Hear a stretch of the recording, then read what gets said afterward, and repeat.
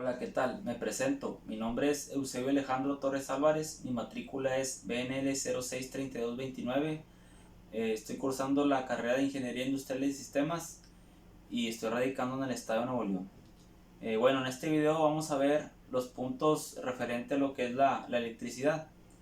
Bueno, comenzamos con lo que es un circuito eléctrico. Puede ser considerado como todo un sistema de canalización de energía esencial para un inmenso número de mecanismos, desde sencillos artefactos de iluminación hasta neveras, calculadoras o computadoras.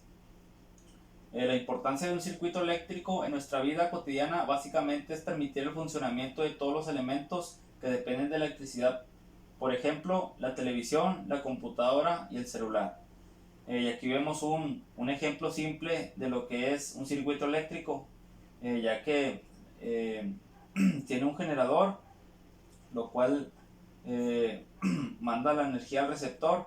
El receptor lleva el conductor lleva lo que es el cable hacia el interruptor, y ahí es donde se genera lo que es el circuito eléctrico. Bueno, el siguiente punto son las leyes de Kirchhoff. La primera ley, que es la ley de nodos, nos dice que en cualquier nodo la suma de la corriente que entra en ese nodo es igual a la suma de la corriente que sale. Su aplicación permite calcular corrientes, voltajes y resistencias en circuitos eléctricos para calcular consumo de energía, calibración y normatividad de cables y componentes eléctricos. La segunda ley es la ley de mallas. Esta ley nos dice que la suma de todas las caídas de tensión es igual a la tensión total suministrada, y se utiliza cuando un circuito posee más de una batería y varios resistores de carga. Continuamos con las fuentes de tensión. Se encuentra clasificada en fuentes reales de tensión o intensidad y fuentes ideales, dependientes o independientes. Las fuentes ideales son empleadas en la teoría de circuitos para el estudio y la invención de modelos que permiten analizar la conducta de los componentes electrónicos. Su función es generar electricidad a través de una pila o motor. Está conectada a dos conductores eléctricos, uno de ellos llamado positivo o fase y el otro negativo o tierra.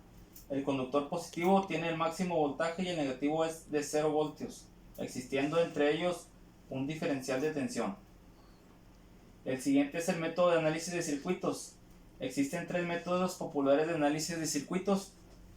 Los tres producen la misma respuesta: la aplicación directa de las leyes fundamentales, el método del voltaje en los nodos, el método de la corriente de malla y el método de la corriente de lazo.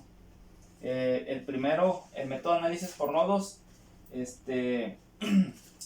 calcular la tensión en todos y cada uno de los nudos del circuito problema. Lo que es el análisis de mallas es calcular la corriente de cada una de las mallas del circuito problema, y lo que es el método de análisis por lazos, se utiliza un árbol y las ecuaciones circulares de cada lazo en función de las corrientes de un eslabón. Lo que son las aplicaciones del capacitor. Un capacitor es un dispositivo utilizado en electricidad y electrónica capaz de almacenar energía sustentando un campo eléctrico. Lo que son sus usos o aplicaciones: en el caso de los filtros de alimentadores de corriente, se usan para almacenar la carga y moderar el voltaje de salida y las fluctuaciones de corriente en la salida rectificada. También son muy usados en los circuitos que deben conducir corriente alterna pero no corriente continua. Los condensadores eléctricos pueden tener mucha capacitancia, permitiendo la construcción de filtros de muy baja frecuencia. También se aplican lo que son circuitos temporizadores, en filtros de circuitos de radios y TV, en fuentes de alimentación y en arranque de motores. Y bueno, ya como conclusión, sabemos que la electricidad hoy en día pues es muy indispensable más para el ser humano, pues ya que lo utilizamos la mayoría de las veces, pues lo que es en nuestro hogar, en el trabajo, en el estudio. Entonces aquí la importancia de cómo se crea o cómo se genera electricidad, pues más que nada para el beneficio de cada uno de nosotros. Y bueno, por mi parte sería todo. Les mando un saludo, muchas gracias.